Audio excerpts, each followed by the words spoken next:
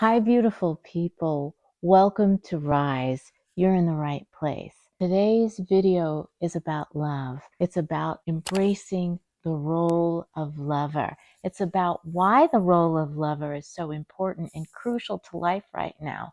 We're going to look at this role of lover scientifically, psychologically, and we're going to bring in some spirituality into the video today.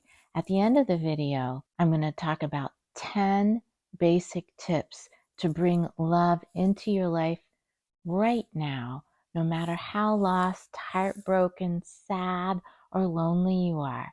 You can bring the energy of love into your life. You can embrace the role of the lover. You can experience this energy right now. So stay tuned. Scientifically, there are really important, powerful neurochemicals and physiological chemicals that are expressed in our body when we're experiencing love. Number one is oxytocin. Oxytocin is often called the love hormone. Oxytocin is an important social bonding hormone. It's secreted when you hug someone really tightly that you love. It's secreted when you feed your family something that they love. It is experienced when you're with your partner during a warm and intimate time. Oxytocin keeps us together, keeps the bonds alive. And you know what? It feels really good in your body. Another neurotransmitter that's secreted, especially when we're in love, is dopamine. Dopamine is the molecule of more. Dopamine is this exciting hormone that makes you want to be in the presence of your loved one all the time, and it makes you want more of them and more of them. Dopamine is a really powerful motivator in romantic love. We also have cortisol in our body, and cortisol is secreted during times of increased stress. Well, when we're experiencing love or bonding or pleasure from loving something, loving somebody, our cortisol decreases. I mean, we can even decrease our cortisol when we do something that's loving for ourselves, like take a bath. PEA, phenylethylamine, is a very potent neurochemical that's released when you fall in love. I mean, it is an intoxicating molecule. You fall, you feel love. PEA. It makes us take risks in love. It makes us call up somebody that we just met, but we need more of them. Phenylethylamine. Another one, last but not least, is norepinephrine. Norepinephrine is a neurochemical involved in excitement and passion, and it's a big player in romantic love. So all of these chemicals affect our physiology, and when we're in a state of love, we're able to re-regulate our sympathetic and parasympathetic nervous systems. Our digestion is better. Our endocrine systems are functioning better. Our skin and our hair are glowing. You know, the experience of love has a direct physiological effect on our bodies, and it's a good one. So we need to connect with the lover. We need to become the lover. In fact, human beings are wired for love. The love experience, the force of love, it changes neural networks in our brain. You know, just from being alive, we can experience so many sad things or losses. When we experience love, we're able to heal and treat parts of our brain that were affected by the loss. And you can see that in functional MRIs of the brain. When people heal, they reroute and rewire pathways, leading to the ability to experience more joy, more happiness, more stability. And I don't want to forget one classic neurotransmitter before we talk about other things, and that is serotonin. Of course, serotonin is a very important player in the science of love. Serotonin is it's a mood regulating hormone. It's a hormone that keeps us feeling satisfied and good. So while it's not involved in that passion and rush of first love. And it's not necessarily intoxicating. It just allows us to be, to feel satisfied, to feel loved, like we matter. Psychologically, love is so important for growing families, growing societies, keeping people together, raising healthy children. For example, love creates pair bonding, and from a pair bond, you get children and you get families and you get groups and cities and nations. And if we form from a place of love, it's pretty powerful and pretty wonderful. And now I'm going to introduce some not so wonderful emotions like greed and love and envy. And in our human experience, we get a lot of that. We experience a lot of these negative emotions. I want to say that love and hate and greed and envy coexist together. And because they coexist and because they exist, the negative feelings doesn't diminish the importance, the power of love in our society, in our bodies, in our human experience. These feelings of rage and envy and fear, they come about as coping mechanisms to times of scarcity or times of loss. And we can develop more of a rageful personality. We can be more envious and feel like people have things that we deserve and they have them and we don't have them. We're prevented from having them. We can feel greedy because we don't feel enough. These things happen on earth. These things happen to people. However, love and being in a space of love helps us to overcome these negative feelings, helps us to grow out of them, because hate or rage will never be treated from a place of hate or rage. Only when we make space for bigger feelings, more transcendent feelings, are we able to look at our hate or our rage or our envy or our shame. We're able to look at it when we feel loved and experience it differently. Like, well, maybe there is enough. Or maybe we all deserve a chance. And how can we make that happen? We can look at our greed in a different way and put it aside and think about life in a less scarcity, fear-based model. So when we bring more love in our lives, we're able to confront these hardcore, more negative aspects of ourselves and smooth them over and make room for more love for ourselves and for the people around us. Love is a tremendously healing psychological force. Loving someone can bring out some of the best qualities in you. Taking the risk to love someone, to feel kind, to feel for them, to give to them, to share yourself with them can help you to be a more loving, strong person. And also is a very powerful experience for the person that you're loving. So love gives back so many times. The role of lover is a powerful role. The role of lover will give you peace and will bring more peace to the world. It's important to know that the coexistence of love with greed and fear and anger and hate doesn't diminish the importance of love in the human experience. Love in its various forms continues to fundamentally shape society and to shape human behavior. Choosing the role of lover helps us to evolve as people, helps us to cope with the pain that's inevitable in life. Choosing the role of lover, it may take a little bit of effort to learn how to be the lover, but it leads to such powerful, wonderful experiences on earth. So here we are talking more about the lover in you.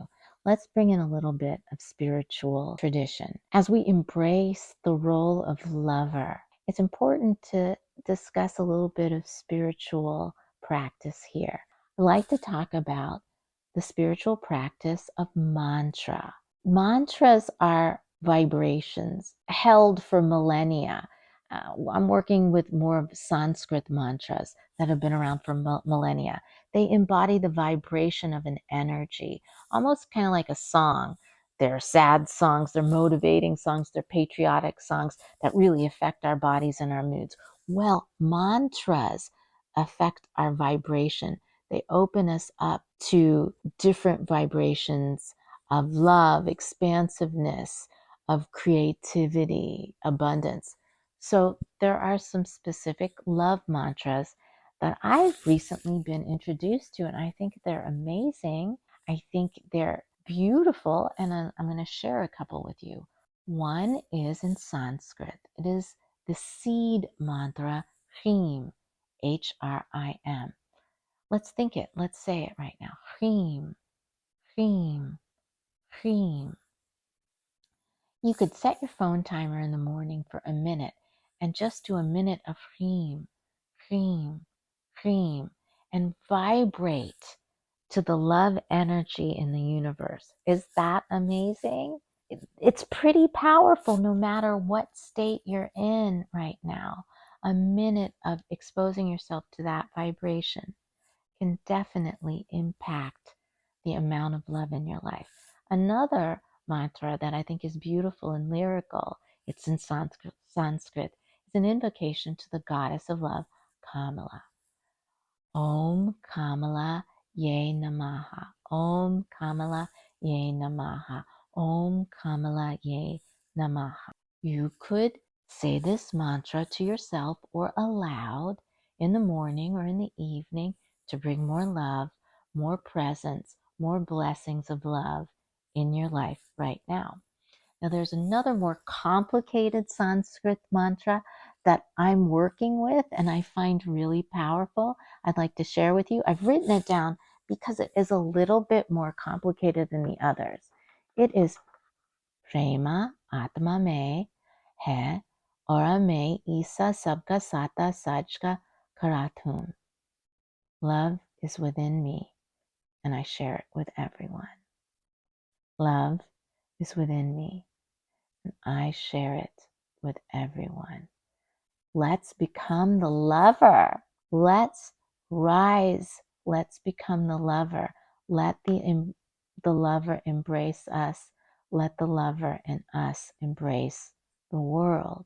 So we've got all of this juicy, vital, alive love energy flowing. Sometimes we feel really removed from that energy. We feel like it's really dark. We feel really alone and just abandoned, and it's hard to reconnect with the love. So I have 10 quick tips to bring the love in when you're feeling really lost. Bring the love in when you're feeling really alone. Number 1 is a practice of self-love. Remember to care for yourself. Remember to give yourself compliments.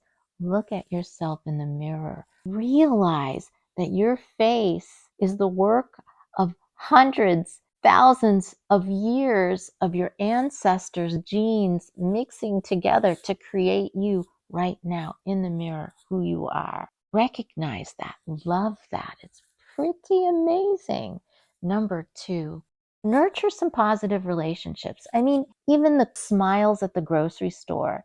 If the checkout clerk makes small talk and smiles, give it back. Engage in that. Be the lover in that moment.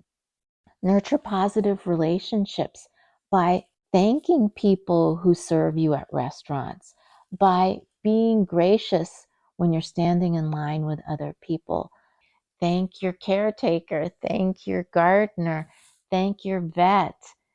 Be grateful towards these people and nurture positive relationships with them. Another way is to practice random acts of kindness. You may let somebody cut ahead of you in line.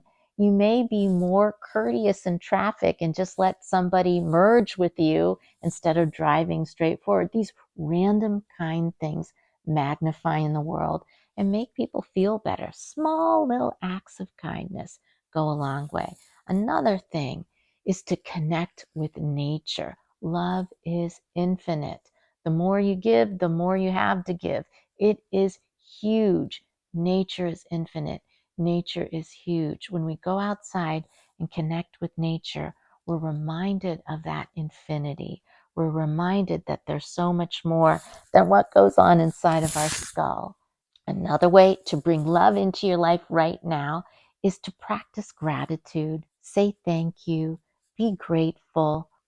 Look for reasons to thank someone. I mean, you can be a little cheesy. I would avoid being cheesy. More authentic feelings like, gosh, I really appreciate that you held the door open for me. Or thank you so much for picking up the kids. It let me rest a little bit. Or thank you so much for all the hard work you put in on that case. I really appreciate it. These thank yous make other people feel really good, and they're actually really good for us to practice that state of feeling grateful. Another way to bring love into your life right now is to volunteer. Volunteer to help somebody. Volunteer to help some animals. Volunteer. The act of helping is very important for human beings. It's very good for us. Helps us secrete more of those love hormones, love molecules, and it also helps people around us. Another way to bring love into your life right now is to start a meditation practice. Honestly, meditation allows you to do emotional healing, make space for more love. When we meditate, we deal with some of the stress in our life that's inevitable. We process it, we release it, and we make more space for love. We make more space for the role of being the lover. We allow more space for our creativity and for our juices to flow again instead of just getting stuck. Practice meditation. Another less obvious way to let more love into your life right now is to learn how to say no. Honestly, set boundaries. Set boundaries for yourself.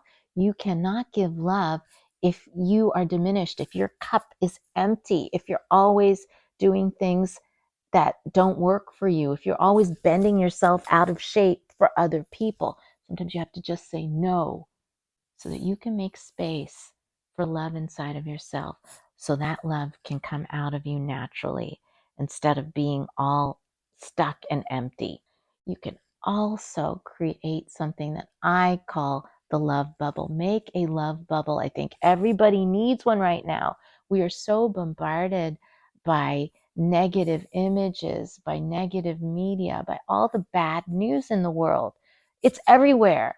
So if we create a love bubble and surround ourselves with as many positive, meaningful experiences as we can, we're kind of fortified to go out in the world. Like soft fabrics, beautiful smells, gorgeous songs, delicious food, loving people, inspirational quotes, remembering that there is beauty with images around us, pictures of things that bring up feelings of love, creating a love bubble. So like I make my love bubble a little part of my office, a little part of my home, or I carry a little bit of love reminders in my purse, like pictures or soft objects or a stone from a beach that makes me happy. Like I have these and I think it goes a long way.